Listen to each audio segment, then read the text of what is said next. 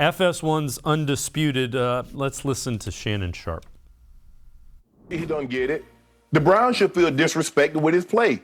It seems to me only Skip Bayless wants to focus on 11 games in Baker Mayfield's career. The Cleveland Browns also... Well, there's a whole rookie year, too. I don't know about those. Clearly, that wasn't enough. Clearly. They only won 7 games his rookie year. What do you get for winning 7 games? 0 the year before. Okay, where are the banners? What did they give out rings? They give out banners? What did they get? Cupcakes? Who won Cleveland's first playoff game in 26 years? Baker Mayfield. Clearly, that wasn't enough. Yep. Clearly, that wasn't enough. You want to just focus. Well, hold on. Is it my turn to go? He keep mentioning this. He mentioned Seattle. He has no idea. Where's Pittsburgh? I thought Mike Tomlin loved him so much after what he did to Mike Tomlin in Pittsburgh. Let it play out. We did. That's what I kept trying to tell you. Let it play out. It's just beginning. No. I tried to tell you for the last 4 years, let it play out. Okay. And guess what? He played out. Skip, he's had 4 years to prove himself. 4 years. There should not even been no flirtation. There should not have been anything to do with Deshaun Watson in Cleveland had Baker Mayfield fulfilled his obligation. But they disrespected because Baker told them, well, hey, number 1 pick, I'm a franchise quarterback. I'm going to turn this thing around. You did not do that.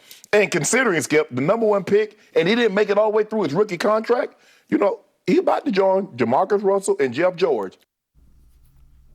Yikes! Those are names you don't want to be associated. That's a little harsh at that point. But yeah, after 4 years, you kind of know you can't expect any great leap after 4 years from an NFL quarterback. I mean, last year was a year he was supposed to build on such a strong finish to 2020, and he didn't. And this isn't a foolproof, argument, but if a team is around a guy for that long, you have an idea if he's going to be the guy, right? The Browns should know better than anyone if Baker Mayfield can be the guy. Now, that doesn't mean the Seahawks or another team can't take a chance on a former number 1 pick. I'm sure someone will.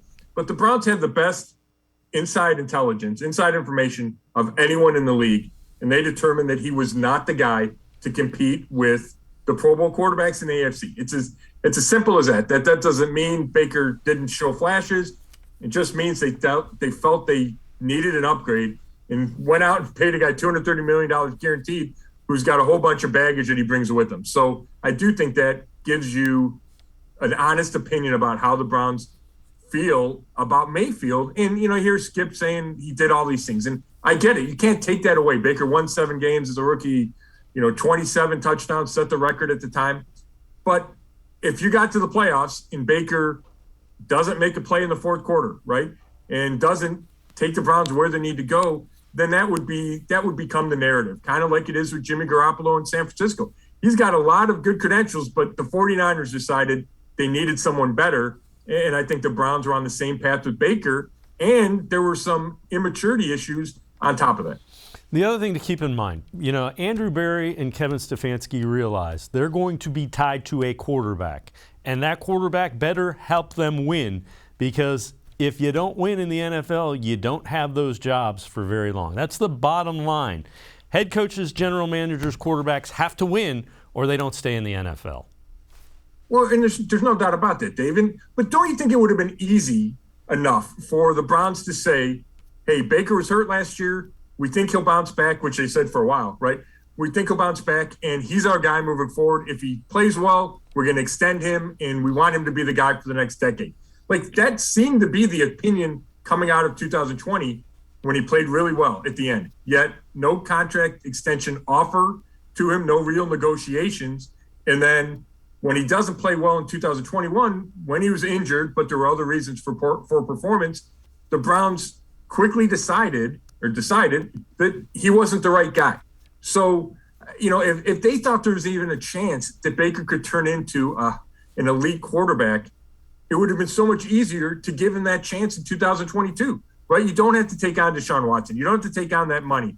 There's plenty of Browns fans that we're still in Baker's corner, but yet the Browns felt it was imperative to go find a big-time quarterback. Yeah, they had seen enough is what it was. And we're in agreement on that. I agree with you wholeheartedly.